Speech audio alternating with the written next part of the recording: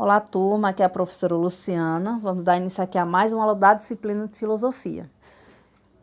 Hoje o nosso conteúdo é uma continuação dos textos em que falei para vocês, né, que a gente ia seguir uma série de textos onde a gente ia trabalhar o indivíduo e a sociedade, né? Então, trabalhamos nas aulas passadas sobre o que é o indivíduo, né, tanto na sociedade grega quanto na Idade Média, no período iluminista, né? Vimos porque nós vivemos em sociedade e vimos também a construção do conhecimento social. Trabalharemos hoje, né, a sociedade dos indivíduos, onde uma das discussões mais intensas na área das ciências humanas, né, ela consiste em analisar a relação entre indivíduo e sociedade. Então, quem prevalece sobre quem? Então, temos um pensador que se chama Emile Durkheim, né, onde ele fala que existe uma espécie de consciência coletiva que coage o indivíduo a seguir determinado modelo ou padrão.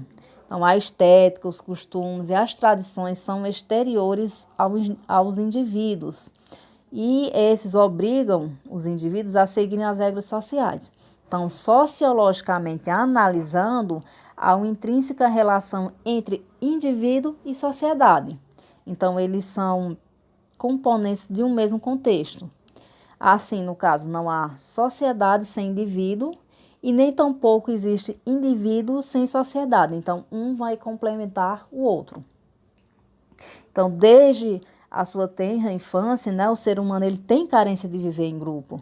A interação social ela é imprescindível para que o homem possa se reconhecer como um agente social.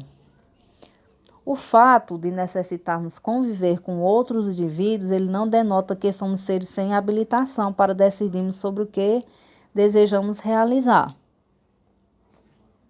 Então, no nosso dia a dia, nós percebemos que há muitas coerções sociais, como o quê? Como as normas, costumes, leis e tradições.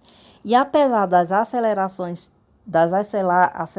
transformações que marcam a sociedade contemporânea, o indivíduo ele não perdeu sua relevância. Então, na antiguidade, dava-se um maior destaque à concepção de coletividade. Os indivíduos eles eram inseridos na organização social a que eles pertenciam, fosse um clã, fosse uma família, e uma boa exemplificação, né? Um bom exemplo disso pode ser as comunidades indígenas, onde nós vemos que as comunidades indígenas elas vivem ali numa tribo, vivem numa sociedade, né? Então, desde pequenino eles vão aprendendo a viver daquela maneira, né? Daquele estilo de vida deles. Então, o mundo moderno, ele vivenciou diversos acontecimentos que colaboraram para reforçar o individualismo. Temos o que? As reformas religiosas, que aconteceram no século XVI, né? Por Lutero e Calvino. E eles deram outra visão sobre o ser humano, que permitiu outros olhares da Igreja Católica, né? Temos um renascimento cultural e científico, onde singularizou-se por defender o racionalismo, o individualismo e o antropocentrismo. E temos também o capitalismo, né? Onde o homem ele passou a desejar os bens materiais, o trabalho e o dinheiro. Então, buscando uma melhor compreensão dual entre relação entre indivíduos e sociedade, os estudiosos apropriando-se do conceito de socialização, né? Que no caso seria o quê? Conceito de socialização, que no caso é o processo de aprendizado da herança cultural da humanidade, né? Onde é também um processo de aprendizado do que uma sociedade define como comportamento, regras, normas, as formas de agir, de pensar e de sentir, onde compõe a identidade social e individual de pessoas e de coletividades, né?